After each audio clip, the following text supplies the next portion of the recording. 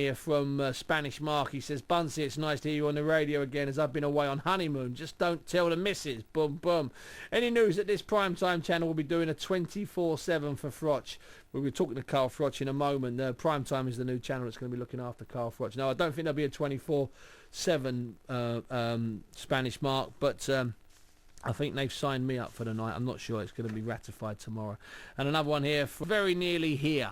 On Saturday, the 17th in Nottingham, the Super 6 World Boxing Classic gets underway. Will it be the future of boxing? It could be. I like the format. I like the fights that are coming our way. 6 terrific boxers, world champions, unbeaten fighters, Olympic gold medal winners, all in one tournament spread over about 18 months. 12 fights and just one winner and about $50 million at stake. Carl Froch, WBC champion from Nottingham at super middleweight, meets unbeaten American Dirrell in Froch's hometown of Nottingham next Saturday. It's a fantastic fight. And earlier I spoke to Carl and I started by asking him if he was ready for the wait to end.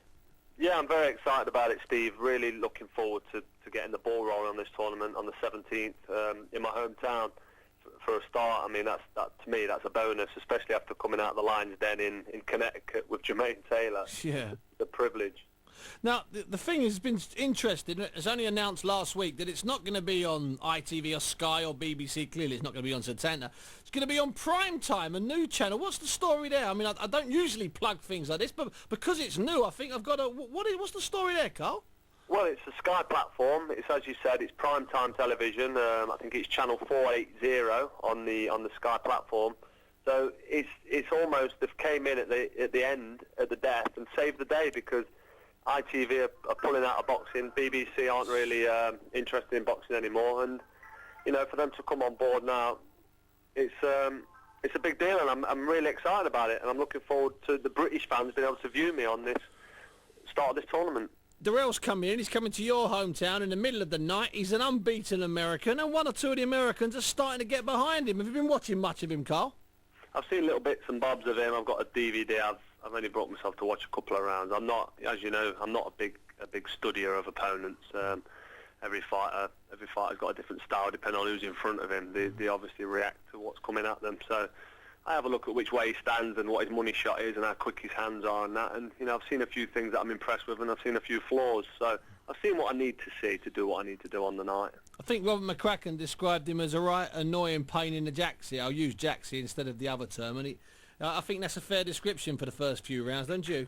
Yeah, definitely. He's got quick hands. He'll be full of energy, and he'll be nervous, and the adrenaline will be driving him through to probably even quicker and more. Sort of his reactions will be quick, and it will be a pain early on. But once he settles down and starts getting some body shots and some shots around the ribs, I mean, I punch very hard for 12 rounds. And once I start connecting, I think he's going to realise he's a long way from home. Yeah. Especially in the Nottingham Arena. And of course, it's actually stage 2 in the Super 6 because a couple of hours earlier, Art Abraham, who's unbeaten, moved up from middleweight, and he should have moved up about 2 years ago, in my opinion. He'll be fighting Jermaine Taylor, your old foe, in a fight that I think the Germans might be thinking is going to be a bit too easy for them. Yeah, they possibly could be, but they don't want to underestimate Jermaine Taylor. Exactly not. It depends what he's got left after the pummeling in round 12 he took off me. Good point. It could just age overnight because in that last round he really did get hurt. But don't forget, he's not an old man, Taylor. No, he's a baby. And he's mixed it at top level, but he's been a pro a few years now.